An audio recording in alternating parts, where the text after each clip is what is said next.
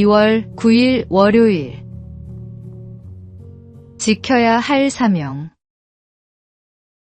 기상청이 발표한 2026년 1월에서 3월 전망은 우려스럽습니다. 한반도 기온이 평년보다 높을 가능성이 크고 특히 해수면 온도가 평년보다 높을 확률이 82에서 98%에 달합니다. 최근 10년간 평균 기온은 평년 대비 1월에서 3월 사이 0.5에서 1.5도나 상승했습니다. 문제는 이것이 단순한 계절 변동이 아니라는 점입니다. 해수면 상승은 저지대 침수와 해일 같은 재난으로 이어지고 해양 생태계 전반을 위협합니다. 국립해양조사원은 2070년까지 우리나라의 경제적 피해가 부산만 연간 3조 6천억 원에 이를 것으로 예측합니다. 더 심각한 것은 우리의 대응입니다. 2026년 기후변화 대응 지수에서 한국은 67개국 중 63위를 기록했습니다. 세계 10위권 경제 대국이 기후 대응에서는 최하위권에 머물러 있습니다. 창세기는 하나님께서 인간에게 땅을 경작하며 지키게 하셨다고 기록합니다. 여기서 지킨다는 것은 단순히 사용하는 것이 아니라 보존하고 돌보는 책임을 의미합니다. 하나님께서 창조하신 이 땅을 잘 관리하는 것은 선택이 아닌 사명입니다. 우리가 물려받을 다음 세대를 위해 그리고 창조주를 향한 책임으로 지금 행동해야 합니다. 오늘의 말씀. 여호와 하나님이 그 사람을 이끌어 에덴 동산에 두어 그것을 경작하며 지키게 하시고. 오늘의 만나. 하나님께서 맡기신 창조 세계를 지키는 것은 믿음의 실천입니다. 작은 실천부터 시작해 보시기 바랍니다.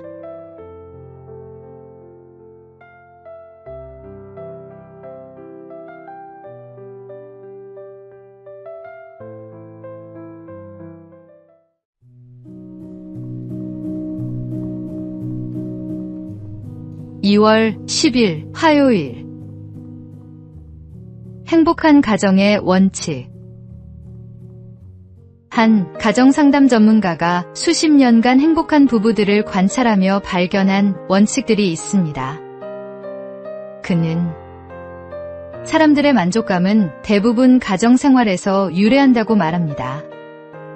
행복한 가정을 위해서는 함께 있는 시간이 필요하고 부부는 서로에게 솔직해야 하며 위기가 닥쳤을 때 같은 관점을 가지려 노력해야 합니다.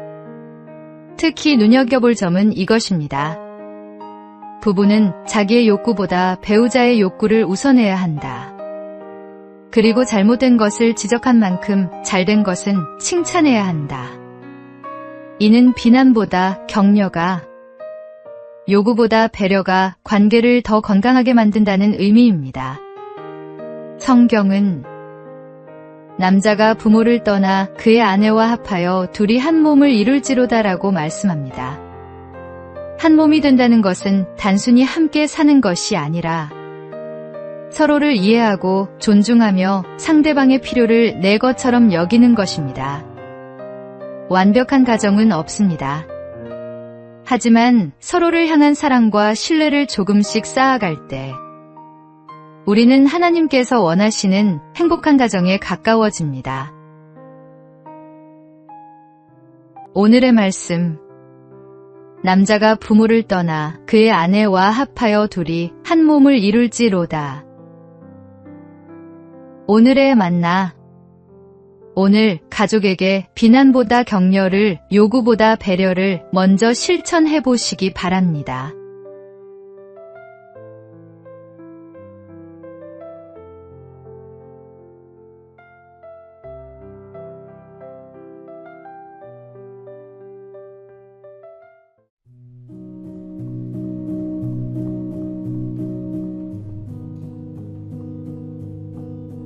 (2월 11일) 수요일. 준비된 사랑. 울산의 한 식당에서 아르바이트하던 고등학생 2명이 80대 손님의 생명을 구했습니다. 대송고 2학년 윤재준 군과 화암고 2학년 문현서 군은 식사 중 갑자기 의식을 잃고 쓰러진 손님을 발견했습니다.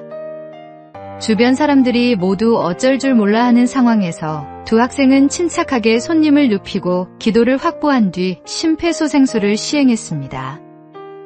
2분 후 손님은 의식을 되찾았고 119 구급대가 도착해 병원으로 이송했습니다. 윤 군은 어려서부터 아버지를 따라 심폐소생술을 10번 가까이 배웠다. 학교 안전 교육도 도움이 됐다며 실제 상황에서 당황하지 않고 대처해서 기쁘다고 말했습니다. 평소의 준비가 위급한 순간에 생명을 살립니다. 성경은 내 이웃을 내 자신같이 사랑하라고 말씀합니다.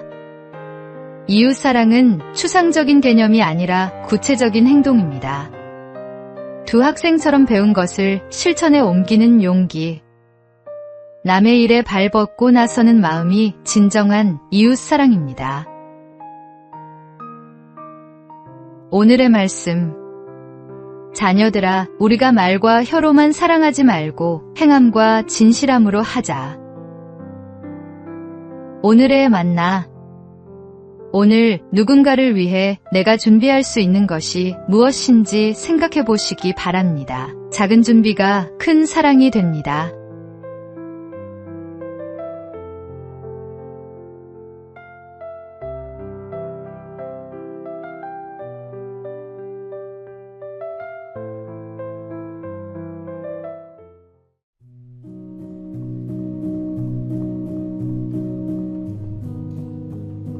(2월 12일) 목요일. 내 안의 메마름. 어느 한 사람의 고백입니다. 내 마음이 메마를 때면 나는 늘 남을 보았습니다. 남이 나를 메마르게 하는 줄 알았기 때문입니다. 그러나 이제 보니 내가 메마르고 차가운 것은 내 속에 사랑이 없었기 때문입니다. 우리는 문제가 생기면 습관처럼 남을 먼저 봅니다.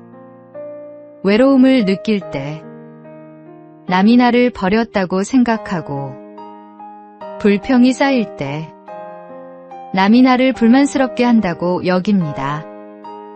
기쁨이 없을 때는 남이 내 기쁨을 빼앗아갔다고 믿습니다.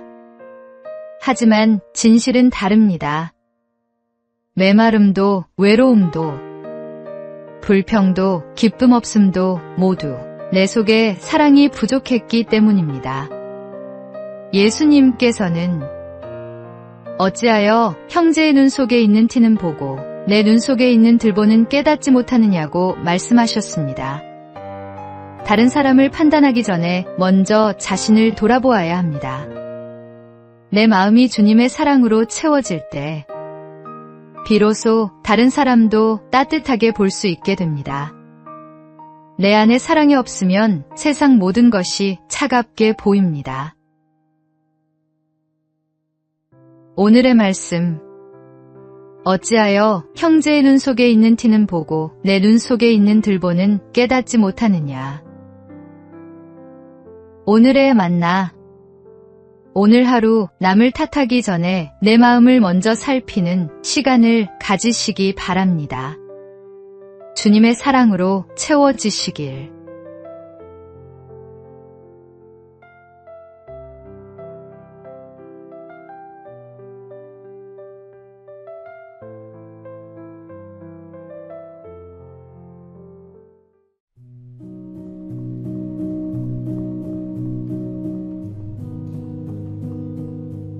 (2월 13일) 금요일.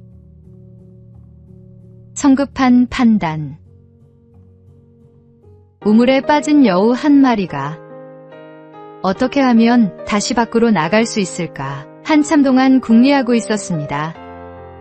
마침 염소 한 마리가 그곳에 나타났습니다. 염소는 목이 말라 여우에게 그 물은 맛이 있는지 또 충분히 있는지를 물었습니다. 여우는 자신이 위험에 빠져 있다는 것을 감추고 대답했습니다. 여보게, 어서 내려오게. 이 물은 아주 좋아서 나 혼자 마시기 아까울 정도야. 또 너무 많아서 다 마실 수도 없을 지경일세.